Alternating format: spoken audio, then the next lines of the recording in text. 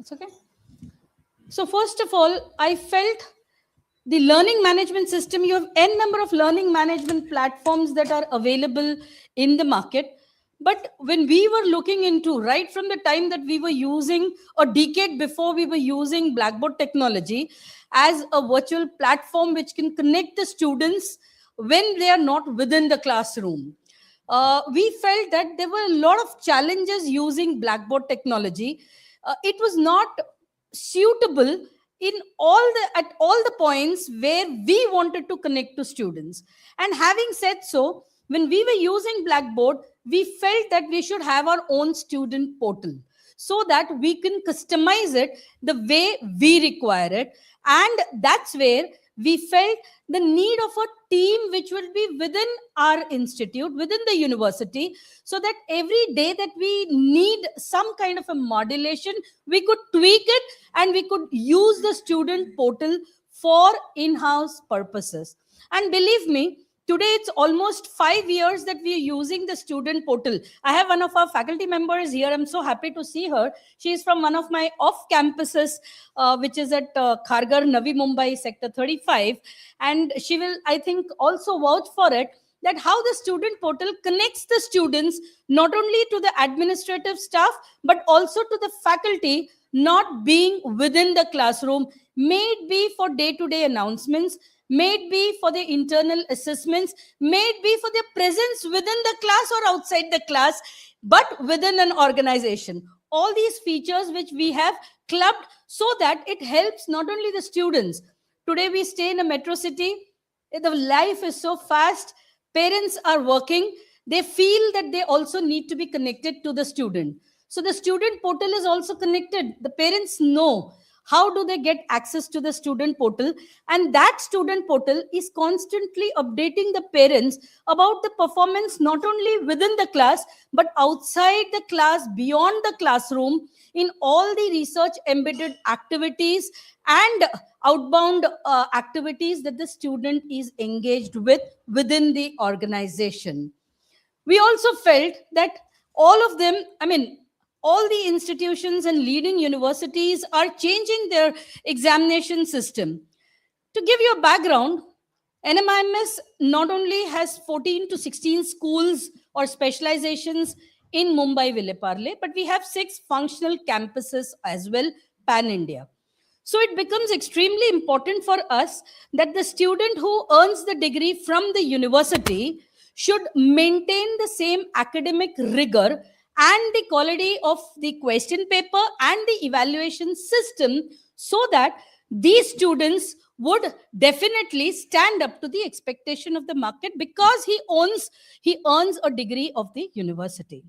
Saying so, what happens is each faculty has their own course being taught either in different campuses or in the same campus in 10 different divisions that we have for a particular program. So having said so, the challenge was to create a question paper, create an evaluation system which would be absolutely unbiased and transparent. So came to the development of an examination software where we included the question paper development module as well as the online marking system. Now what happens here? Each faculty who teaches that own course contributes to the examination software depending on the construct of the paper, because the construct of the paper is decided by the exam department, where a set of experts decide depending upon the outcome based education and the level of the student and the program. They decide a construct of the paper, and every faculty contributes to maybe a short question, long question, case study, or whatever the type of paper might be. So this becomes that no teacher understands what is going to be the question paper, because randomly the the questions are selected and the question paper is generated a hour before the exam and reaches the particular campuses. This happens during the question paper setting. But what happens for the question paper evaluation? It's so followed that this question paper or the answer paper, these answer papers are masked. So when you have a masked answer paper, there's a code on the answer paper. Unless you decode it, nobody understands which paper belongs to whom. And so it's done. And when the exams get over, they are scanned and then they're distributed equally to every faculty who is teaching the subject, irrespective of whether they are from Kharghar, whether they're from Bangalore, whether they are from Chandigarh, whether they are from Jadcherla, that's in Hyderabad. So irrespective of whoever it is, they get a set of maybe 35 papers, 40 papers, depending upon the total number of students who are appearing for the course. So again, what happens is, it's a way where we feel that it's a most transparent and an unbiased system where we could always convince that the marks that have been earned by the student is justified, not from where the student is, but of course for what he has written in his paper. The next thing that I thought it would be very apt for this platform was a lot of data that we have, a lot of student data, right from the time that there is an admission process going on and to the time that the student leaves the institute and lifelong keeps relation with us as an alumni. What happens here is, many a times you have actual data. आप mobile पे बाद में बात कर लीजिए, हमको पहले बात करने दीजिए, हमको 10 ही मिनट दिए इन्होंने. So what happens is, there are a lot of real time data that we get day to day. For example, I just said this, the students being present within the class. The main campus is situated in a place which is very famous for good things and for bad things. The lane behind us has a lot of gaming parlors, has a lot of hookah parlors, and a lot of things where students can actually spend a lot of time, if not be within the institute. And 70% of our students are from outside Mumbai, right? So freedom from being away from the home also sometimes is a disadvantage. And that's the reason. It's not that we're constantly tracking the student, but the parents feel that they need to know that whether the student is within the campus, in the class. So there are systems that have been designed where when the student enters the campus, a WhatsApp goes to the parent that your child is within the campus.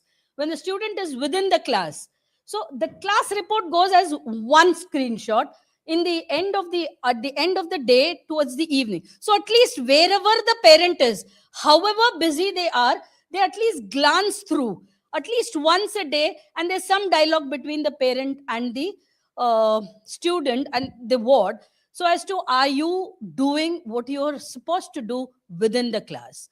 That's one time. The second is, that there's a lot of dearth of good teachers, and it's a pan-India problem. I'm not aware what's outside, but at least n number of interviews conducted. A retention problem, talent retention. First is search and then becomes retention. In this kind of a situation, it so becomes that I need to depend heavily on a visiting faculty pool. It's not only because of the shortage of faculty, but it's also some of these courses where they are niche courses. Okay, niche programs, niche courses.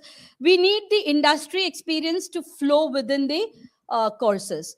For example, we have economics, BSc Economics. It's a mandate that 5% of every course is to be taught by the industry experts. So when we have a big pool of these experts coming from outside, the commitment that a full-time teacher has may not be followed by a visiting teacher, right? So in such cases, what we have again is a digital platform for all these faculty members who need to be there. There is a process laid down, no paperwork. The head of the department would upload, it gets sanctioned by the dean, director of that campus, and then right from the time the person is appointed, letter is generated to the papers that they correct and for the remuneration that they are supposed to be getting post their tenure of 6 months, 8 months, whatever the course that they're taking. It's all digital. What happens is this saves a lot of time, energy of the teacher, of the HOD, and of our administrative staff, because you understand where is it, with whom is the permission held, for what reasons, or is it sent back? So that's just a system, because visiting faculty is again a big pool that we have, that we need to be managing with. The another thing that we have is a student comes to us, and after the entrance exam, that they score well, and there's a process for each of the program. Once they are within our system, semester to semester or trimester to trimester, could we track their performance? The duty of an educational institute, we believe, is to nurture and handhold a student so that he becomes successful in his life. And that's the platform that any educational institution needs to be giving to any student. Good, bad, intelligent, not very intelligent, he is within my system today. So this particular system tracks semester to semester, periodically, internal examination. We talk about internal continuous assessment. Every institution talks about it. But the moment you have this internal continuous assessment, we have a calendar for the internal continuous assessment as well. So once these components of internal continuous assessment is announced during the start of the semester, the first component is taken, is assessed and declared to students. If at all he needs to improve, then he has a chance in his second. Then he has a chance in his third. There are various components in the internal continuous assessment. How is all this being done? This is being done where we have our student life cycle module being connected to the student portal, and this helps the student to track his performance every internal component wise and semester to semester wise. The HOD and the faculty concerned can have even his initial tracked record being tracked. How has he performed last year? Is he a student who is always being mediocre and he requires some push every time, or he has always been good, and can we channelize his extra energy in something additional? Can we give him some additional courses to be done? So all this can be tracked by the faculty being taught and the faculty and the HOD of the department. We personally feel that this has helped us in improving the academic performance of a lot of students. So this becomes again a platform where we have made around 16 to 17 dashboards, which helps us track right from the attendance to the lecture conductant. Because today we feel that discipline is the most important thing in terms of when we are asking students to attend, the teacher to teach. So the class calendar, the semester calendar needs to be adhered to, right, by the student and by the faculty as well.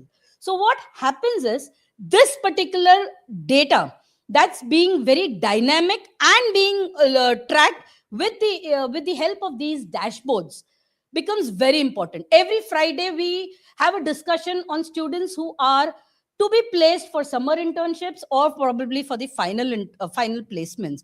So again, tracking of this becomes easier by development of these dashboards. Library usage. Today, hardly we see students going to the library and looking into the hard copy of the books. Nevertheless, do you have an e-proxy where students can have access to even from home, and that can be tracked?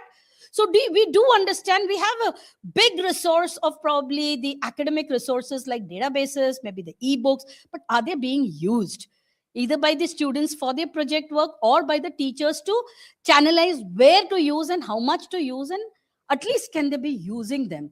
We have a big compendium of probably policies that are being made. Today the students, we shouldn't be stopping students from using ChatGPT or probably AI tools, but are they using them in an appropriate way? So do you have these policies for them being using the same, and we being governing to you, where we are trying to see what and how they're using, to what extent they're using every component, whether they're assignments or they are projects? Do they have some kind of a component called as a viva voce, where at least if they have looked into it, are they using their brain to read, interpret, and justify during that process of 10 minutes of interaction what they're going to be having?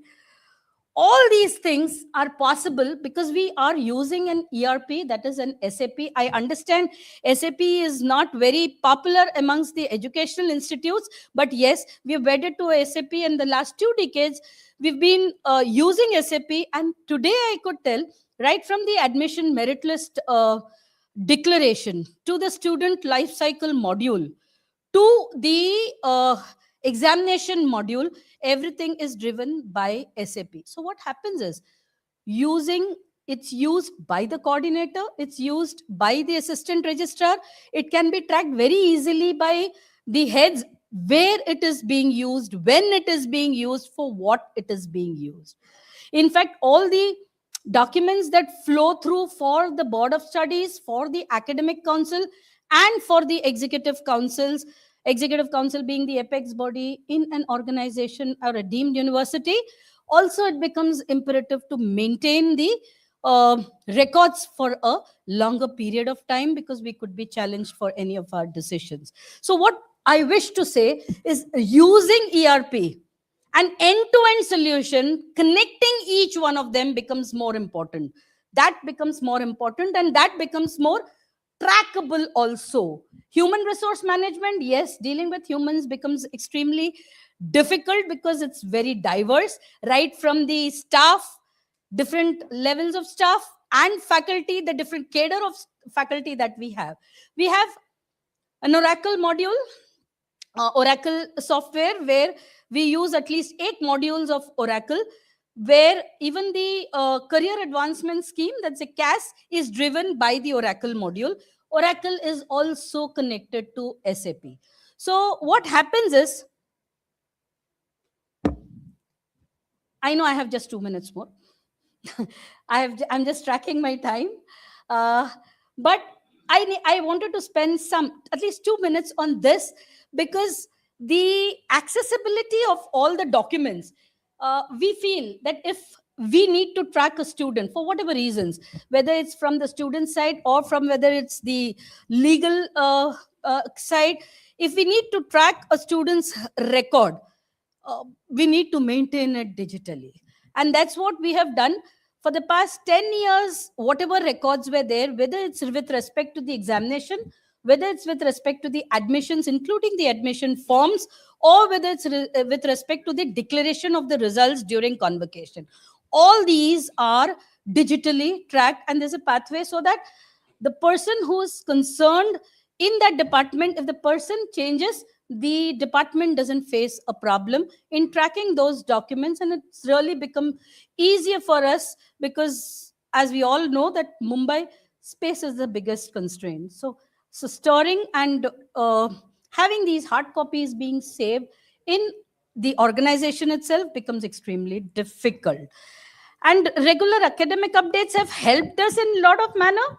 We have a good governance policy, which we generally have an acronym of practice, PRACTICE, where I think it's just displayed here, where right from the participative leadership, if I would have had time, I would have explained each one of them, how we use it at the university, but at least to give a glimpse, because this helps not only the faculty and the staff, but also the students, of how responsive are we, what is the escalation matrix to respond to any student for any of these matters, which is clearly spelled out even on the website. So every student knows whom to approach, when to approach, and if not received any decision or any reply, whom next to approach.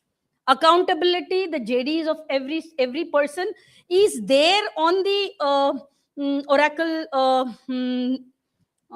software. So every person knows Dr. Meena needs to have these things being done, right? On which my performance is going to be evaluated, assessed every year. So if at all I do not do it, the person above me can always have an interaction and speak, and always try to handhold, saying, where are you falling short and what are you falling short of? So the person knows what he is responsible and becomes accountable to what he is responsible. Compliances, being a university, a lot of compliances, regulatory, statutory compliances that needs to be adhered, which again needs to be, the record needs to be maintained, so that anybody needs anything in anybody's absence can be at least retrieved from the in charge, who is responsible for the regulatory compliances.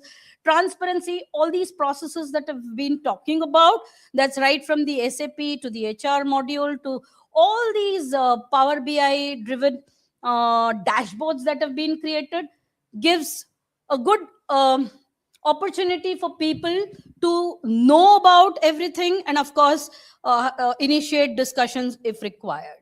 Inclusivity, yes, because everything is mentioned on the website, the kind of committees, the kind of processes that are involved for good, for bad, and what are those um, mm, decisions that have been taken, the feedback processes that exist with internal, external stakeholders, probably even the academic changes that occur in the cycles of every course revision is present as a report on the website semester after semester, and the feedback link is always open for the external stakeholders on the website. For internals, it's taken once a semester. So what happens is all this leads to a point where we feel that the platform and embracing technology and technology driven, data driven decision making helps in more of governance and decisions leading to probably more unbiased decisions.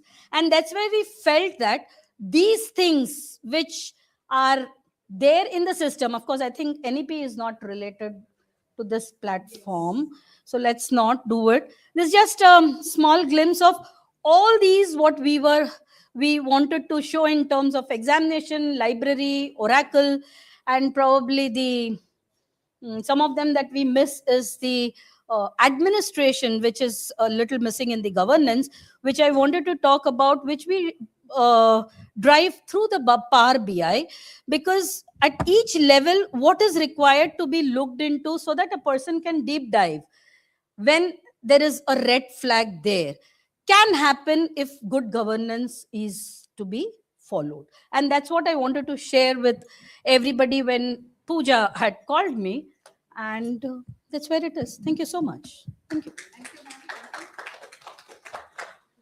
Thank you for such an insightful, understanding of how NMIMS works.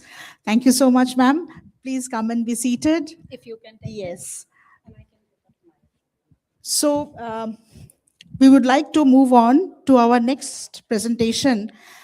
Professor Mahesh T, Professor and Head, Department of Chemical Engineering, IIT Bombay. Have you got the presentation?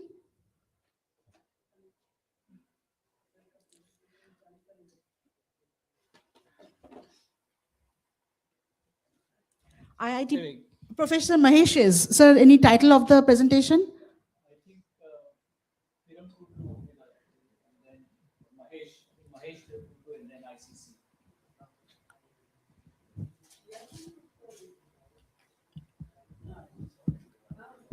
Have you got it? Mahesh.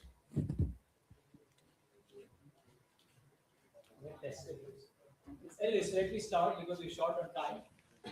I'm Mahesh Thirum Kudlu. I'm a chemical engineering professor at IIT Bombay. There you go. So what I'd like to present to you is some of the work that we've been doing over the last 5 to 7 years. Oops, right here. Yeah, okay.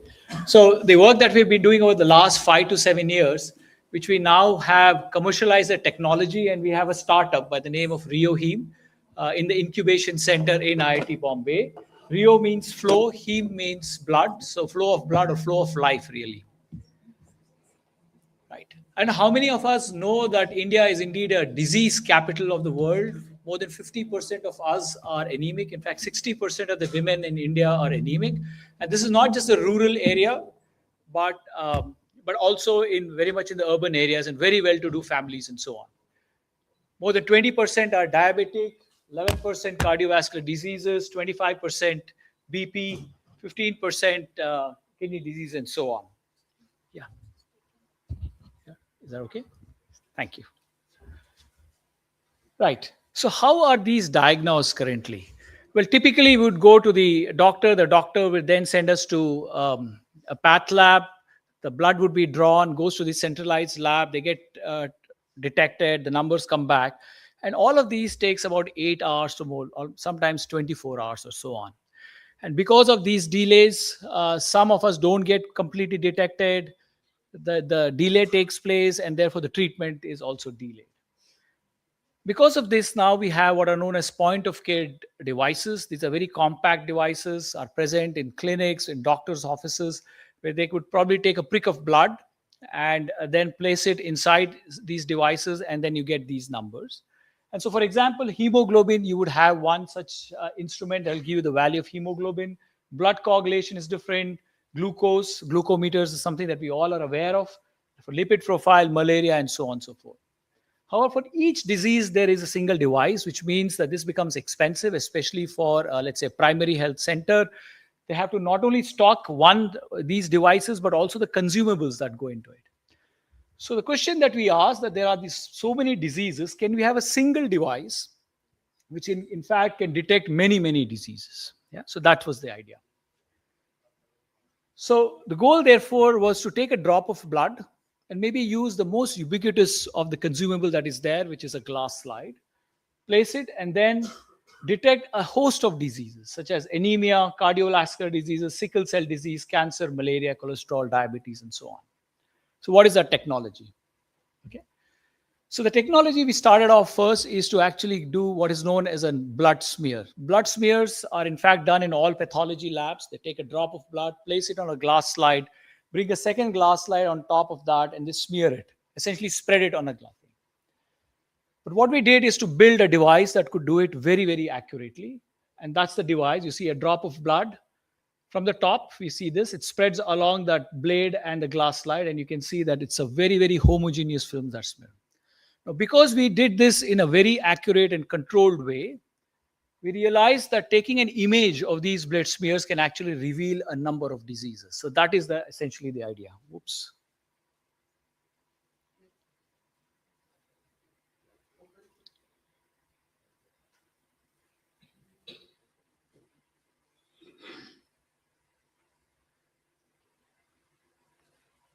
आगे चलिए. Yeah. Oh, sorry about that. Right there. Okay, so we have this thing. So we have a blood smear and so on. And so, as I said, we take these images. So once we make the blood smear, we take these images. So we have these two very compact devices, which we are now combining into one. One which makes the smear, the other which takes an image. And also, with automated smearing and a high resolution imaging, we can in fact detect a number of diseases. So we are filing patents to protect the technology. And so we've done anemia, we've done sickle cell, we're currently doing blood coagulation, followed by glucose, HbA1c, cholesterol, a number of these diseases. What we also realized is that when you do the smear, you measure the length of that smear, you can in fact get the viscosity, which essentially tells you how thick or how thin the fluid is. And that has many applications in the pharma sector, in the semiconductor industry, in the FMCG industry, cosmetics, and so on. So here is one such test for anemia, which now we have done for over 2,000 patients. On the x-axis here in the plot, it is the intensity of the image that we get. And the y-axis is the actual hemoglobin value that you get with a lab standard machine, what we call as a gold standard. But before I go to that plot, I would like you to notice there are these 7 smears done with 7 different patients with hemoglobin values as low as 6.2 all the way up to 18.6. So if you're anemic, it means that your hemoglobin is below 12. If you're severely anemic, it's below 8 or so. There are 2 things that really stand out. First, you can look at the intensity of the color. The lower the hemoglobin, you can see it's much fainter in red. As you go up in hemoglobin, you can see it's very dark red. The other thing you notice is the length of the smear. You can see that the low hemoglobin will have a longer smear and a shorter smear as you go up in hemoglobin. So there are these features that you can actually capture and then get quantitative values of the analyte, in this case, hemoglobin that is present. And so these are about 1,000 patients or so. The blue line that you see is a fit. We get extremely good results with these very simple tests. There is no reagent involved, just a glass slide, drop of blood, and a smear. And we can go down all the way to 2 grams per deciliter. Some of you might wonder why 2? Well, there are people, especially in rural areas, where the hemoglobin can be as low as 3 or 4. Sorry. So that essentially demonstrates how we do the test. Once the smear is done, we just place it there. It's one of the earlier prototypes, and there are various options. You press a button, it just takes an image, measures the intensity, and tells you what the value of the hemoglobin is, right? As I also mentioned, the length of the smear tells you the viscosity, the blood viscosity. There are certain hyperviscosity syndromes where the viscosity is very, very important for measurement. Currently, the viscosity can be measured accurately with very large instruments known as viscometers or rheometers. They take 1 ml of blood, which is a large quantity of blood. In our case, it's just a drop of blood, about 10 to 20 microliters. And again, on the x-axis is the measurement done with a rheometer. On the y-axis, we're using our smear technique, and you can see the dashed line is a 45-degree line and tells you how well the two measurements are coordinated because they're very close to the dashed line. So we have excellent measurements, and again, the very same technique where after we do the smear, we place the slide, and in this particular case, we choose a different option, and it tells you what the viscosity is. Go to the next one. The third disease that we have been testing is the sickle cell anemia test. It's a genetic disease. I do not know how many of you know about this. The central band of India, which is a tribal region, is greatly affected by sickle cell anemia. In this, what happens is if the patient has sickle cell anemia, it means they have defective hemoglobin. And therefore, if this person is, let's say, running or walking vigorously or working and so on and so forth, when the oxygen levels in the blood falls a bit, the cells will actually sickle because of a defective hemoglobin that is present. And once the cells sickle, they block the fine capillaries in the body, and one can have organ damage. So if a child is not taken care of very early, the child may not even see age of 5, right? And so what we did is to come up with a technique where we take the blood, divide it into 2 parts. The first one, we do the normal smear, which is shown on the top there. And then in the second, we add a chemical which artificially induces a deoxygenated state. The cells sickle, and the blood actually becomes very viscous. In fact, that's the reason why the blockage of the capillaries takes place, and therefore the organ damage. So we do that artificially with a drop of blood. And you can see when we do that, the smear actually becomes shorter. It tells you the viscosity of blood has gone up. So we look at the percentage in change in viscosity, and with that, we're able to detect if someone is healthy, someone has sickle cell trait, that is, has gotten the genetic disease only from one parent or from both parents. It's really the latter, that is, the one who has received from both parents, as the most dangerous because they need to be given drugs. As of now, there's only one drug in the entire world that a sickle cell disease patient can take. That's called hydroxyurea. And the hydroxyurea itself, the efficacy is debatable because only 50% of the patients seem to be responding to it. It's not very clear what should be right dosage. And currently, we have a longitudinal study going on with AIIMS Nagpur and NIRT at Jabalpur looking into the efficacy of hydroxyurea. Right. Okay, so how does it compete with existing technology? So have cost on the y-axis, have a reliability on the x-axis. WHO has these cards, hemoglobin cards, where you have a color gradation in red, and you put the drop of blood on that and you compare. So it kind of even ballpark the value, but you don't get the exact value. Then there are those which use reagents, compact devices that are more expensive. And of course, then you have the blood analyzers in these large path labs, so very accurate and reliable. Ours is, we believe, is high reliability, but the cost factor is quite low. As I said, it's just a glass slide on which we do the smear. Similarly, for sickle cell, HPLC, which is a high pressure, high performance liquid chromatography, which is the gold standard. Ours kind of reaches almost there, but not really there. But in terms of cost, it's much lower. Therefore, it can be used as a screening device, whereas the final confirmatory measurement has to be done with HPLC. So what is the business model of our startup? So it's going to be the device, which is going to be the smear device and the imaging box. But then we have a consumable, which is going to be the slide. Of course, for the sickles, for the anemia, is just a slide. But we are coming up with other tests, as I mentioned, glucose, cholesterol, HbA1c, and so on. And so these are chemicals which are patterned on these slides. So that becomes a consumable. And so it's a consumables that is going to be a recurring revenue. We would like to start off with the government screening programs. We have the Anemia Mukt Bharat, the sickle cell elimination program. We would like to introduce our technology. And because we believe that gives us volume, visibility, and therefore strong brand positioning. But as we do that, we are developing very high value tests, which I mentioned, HbA1c and so on, which will then enter the clinics, hospitals, and we finally have dreams of having a global expansion of this technology. So here's our team. Suresh Ramu is a co-founder and CBO, Chief Business Officer. Dr. Rohin is a CTO. Dr. Maruk, it's through her PhD thesis that this technology came up, and she's the principal scientist. And Shreyas is a clinical biochemist. Rishabh is a computer engineer, and Advait is a mechatronics engineer. So thank you very much for your attention. I'll be happy to answer questions now or maybe later at the end of this session. Thank you.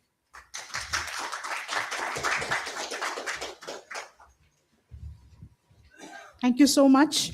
So maybe we will take all the questions at the end. If you can please keep it noted with you. Next, we will move on to Mr. Rakesh Kumar P, Head E-Learning, ICFI Group. Rakesh Kumar P, presentation is ready.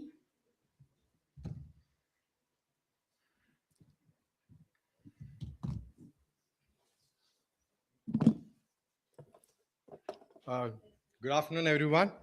The topic was Academic Tech Excellence Showcase.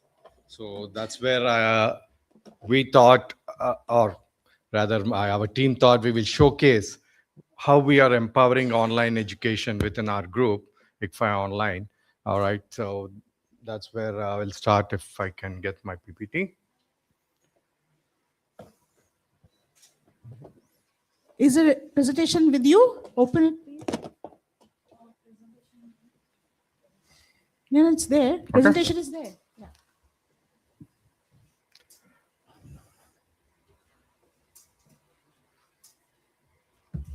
All right, let me start in the sense of ensuring our time is saved.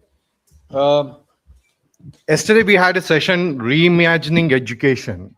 I don't know how many were there, but most of the faculty present here, fraternity here, education fraternity will know that that is the need of the hour, all right? So that's where yesterday the talk was completely about how to build future, how the future of education will be, how AI will impact education, how faculties or students will interact with AI, and what role AI has. All right, so that was completely about yesterday, describing how the future is, and I can proudly say we built it. All right, we have not built devices or innovations that can be sold commercially, maybe, but we have built something internally that is used by our faculty and students and our administrators on a daily basis, saving them time. All right, that's where 3+ years we have put into AI R&D, and we are serving 2,000+ online learners with this. All right, so 80% workflow automated. That is, as administrators and faculty, you know, a faculty's workload getting reduced by 80%. Imagine what else they can do with that. All right.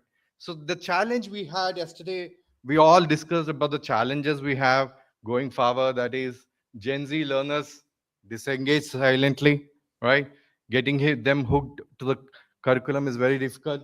And definitely faculty cannot coach. Faculty's role has to change now from teaching to coach or becoming a mentor, because now AI has more information than what teacher can dissipate at this point, right? So at this point, faculty's role is a mentor role. So how will he achieve it when he's teaching classes, taking reports every day, and going through many dashboards that he has to do on a regular basis? So second, how do we get personalized learning? When I say personalized learning, yesterday Dr. Prasad, our director, also pointed out, it's like trying to get a persona of a student and giving him the learning he needs. What kind of content type he would react to, and where can we hook him? That's personalized learning. And obviously, AI fear, everyone has that fear. Faculty have it, admins have it. Oh, if I embrace AI, what will it do to me? Will it remove it? So this is another challenge that we deal with. And then upskilling our own admin staff or the support staff. While faculty does one part of the job, the other part is done by the support staff, admin staff in every university. They are not to be ignored. All right. That's where most of the IT departments in the academics are ignored. They work in silos. But this is where we said, no, we'll do something different. Where I leading the e-learning team as a tech friend and Dr. Prasad being the academic friend, we fought together or we worked together, argued together to ensure that faculty was part of each innovation that we have done. And that was the success we achieved. So how did we do? We didn't start off scratch. We didn't start off saying that, okay, today there will be an AI system, let's start it. No, we automated in the middle. What I mean by automated in middle is we didn't disrupt any workflow process that the faculty was using earlier. We just took bits and pieces that could be automated, that could take help of AI and do a better job, faster job. Slowly, if you see, we have recognized that 80% workload, that's how we have reduced. So the starting point is still there. The end point is still there. The road got shortened. That's it. All right. So we have built 200 plus AI-based scripts, automatic scripts that deliver what a faculty, a learner, an administrator needs without even going to any system, because every university deals with multiple systems, multiple, like Professor Meena has said, there are ERPs, there are n number of systems that are facilitating the faculty and students, but still they're getting overwhelmed. So we went the other route. Let's not overwhelm them. Let's give them what they need to act upon so that they can become better facilitators. So doing that, we could save 7,000 plus faculty hours. So faculty around there might get this 7,000 hours. It's not easy, right? We saved that. How did we do that? That was our upskilling story. We did not go and tell the faculty or the admin staff start doing it, start using AI. We figured out task by task which is the task they feel mundane about, don't like it. And when we said we will help you there, their pain point, that's it. They said, okay, you solve this, then we'll see. So that's how every task, all the 200 scripts were revolving around the task. They were not happy to do it, but they have to do it. And that's how one after the other, they have started, they get curiosity. मैं क्यों नहीं कर सकूंगा? Why should only the tech team do it? As a faculty, I cannot do it. So we train the faculty to use AI automations or the independent tools for themselves. So now they have become our champions. Like that, every part of our online journey workflow, we have ensured that the upskilling story is achieved to become practitioners. So the fastest way to upskill on AI is solve their most painful point first. That's what we did. So how do we use AI? We are using AI in these three, in a pyramid fashion, where if you see human in the loop, that's where the faculty. We didn't give AI the steering wheel, we gave the faculty the steering wheel. Faculty decides which tool to use, how to use it, when to use it. We just provide him the tool, it's ready to go. And then we are using AI to build the code. Because I am from the e-learning department, my team, small team, are all instructional designers and graphic designers. They have nothing to do with code. But that's when they know the problems. They know how to deal with it. So I and my team started learning AI ourselves, and we used AI to build the code for automation. Because we know the domain problem. It was easy for us to build it than bringing a separate coder explaining him the domain problem. And then we have also started after this, why not we use AI in other places? So we have used AI in product. Product is creating video case studies, creating better curriculum, updated curriculum. All these places we have used AI. We have also used AI in grading. So how did we do that? 200 plus automations within 3 years time frame. It's difficult, right? While saving time. We did that because we followed this from experimentation to scale. Of course, Dr. Prasad himself and we are entrepreneurs at heart while we are working at a corporate. So we brought our entrepreneurship startup skill set here. Every task is experimented parallelly. We don't wait for one task at a time. We go with 5 tasks. We involve all the 5 faculty, deploy all the experiments. The moment it gets the success and tests feedback, we repeat the loop. We keep repeating the loop till a POC becomes scalable and goes into the final pipeline. So can you believe 200 plus scripts were after our success? We have run probably 500 plus trials, so many heated arguments within the faculty and the directors, but still we felt that centripetal force has to be in the center and ensure that we get it, and that's how we did it. So now we have a track record. Now any challenge that Dr. Prasad and team throws at, we know what is the philosophy, how do we do it, where do we end it. So the 7,000 hours that we were talking about, that's just a ballpark. This is how we say it. We have done 800 videos in a time of 2 weeks. Can anyone imagine developing 800 videos in 2 weeks? What we did was we had faculty videos, 15-minute long videos, but students were not getting engaged. We wanted them to give some bite size so that they get hooked onto the concept and then come to the original video, just like, our Amazon gives you ads saying that this is a sale and you come. So we wanted to do that. How do we do that? We had so many videos that have to be, if faculty has to go through each video and guide us where to cut, where to slice, which concept to remove and repackage them, it wouldn't be possible. That's when we put in automatic Python-based scripts, wherein the faculty just gave the time slot, like from 2 to 3.5, I want the video, that's it. And all the timestamps were fed into the system, and boom, 2 weeks later, I have 800 must-know concepts ready for the faculty to be delivered to the students. There itself, we have saved 400 hours just by that. 2 weeks. But saving time was not the one thing. Getting on time, just in time to the student. So when the faculty realized that there is a quite number of students who are not reading the SLMs, self-learning material, they're finding it challenging to read through the whole SLM. Faculty said, because they are getting alerts, they need something else. They need quick audio bites, something that they can listen through while on the go. That's when we developed 4,000 audio bytes within 200 hours. We chunked the SLM. It was all automated.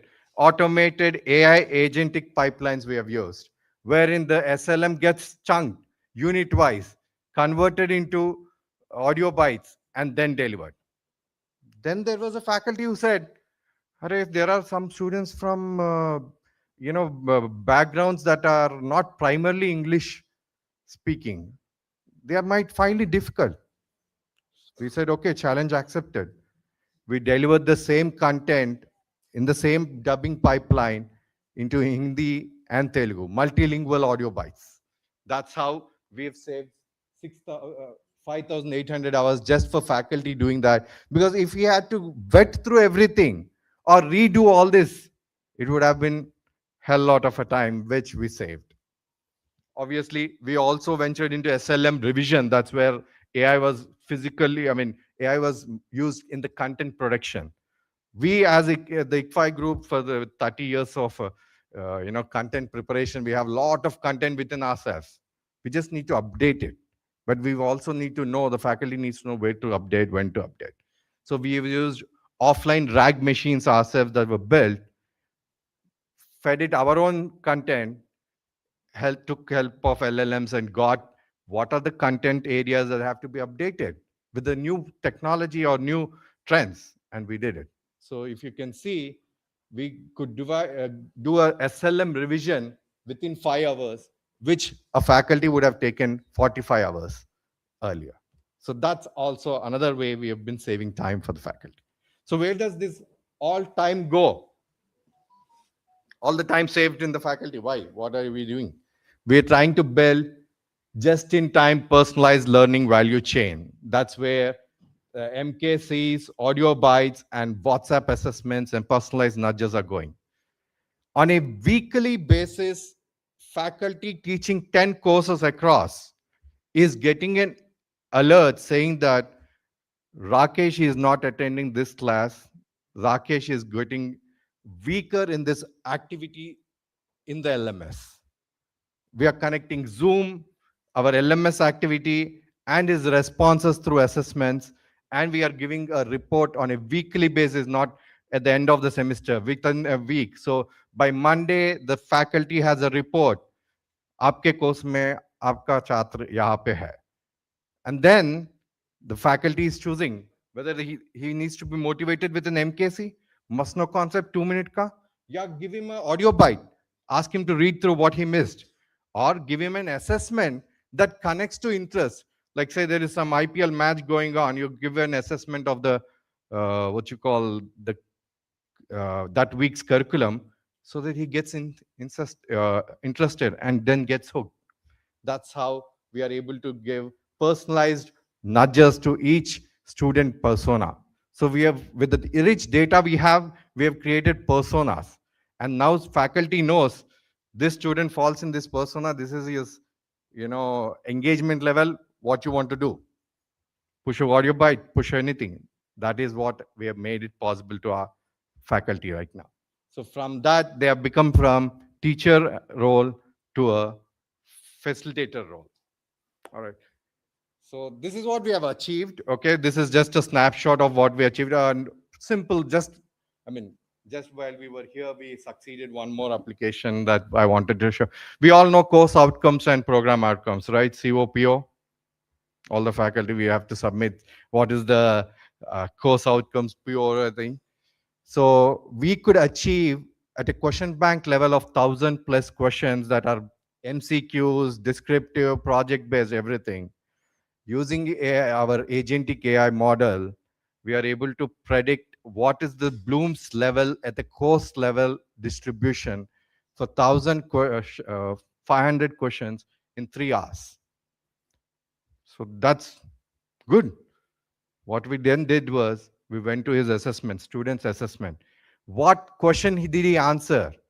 And we are now able to map what is the course outcome at the student level.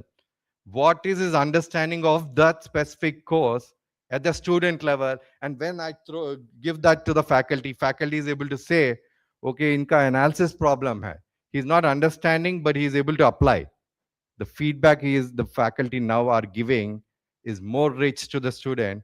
And with all this, we are able to get 2.6 times learner progression within our courses.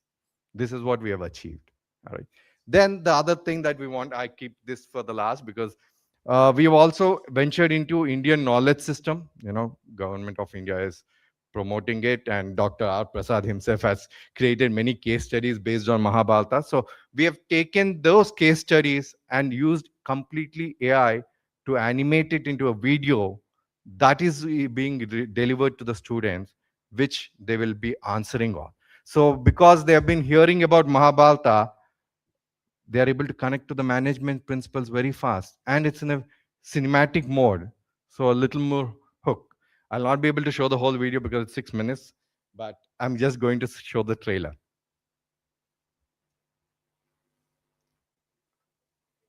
यही पे वहां से करना है.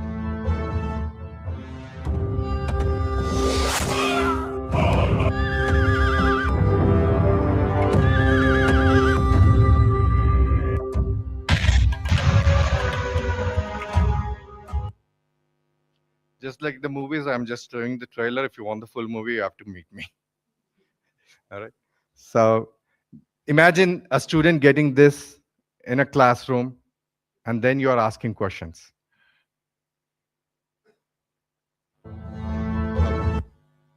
So this is what we have done, AI-led learning, and built in India, for India, at scale. Thank you, guys. Thank you so much. Mr. Rakesh Kumar, and indeed a nice trailer. If we can get in touch with him, we will get the full movie.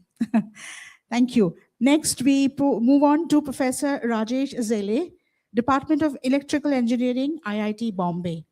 Professor Zele. I hope the presentation is ready.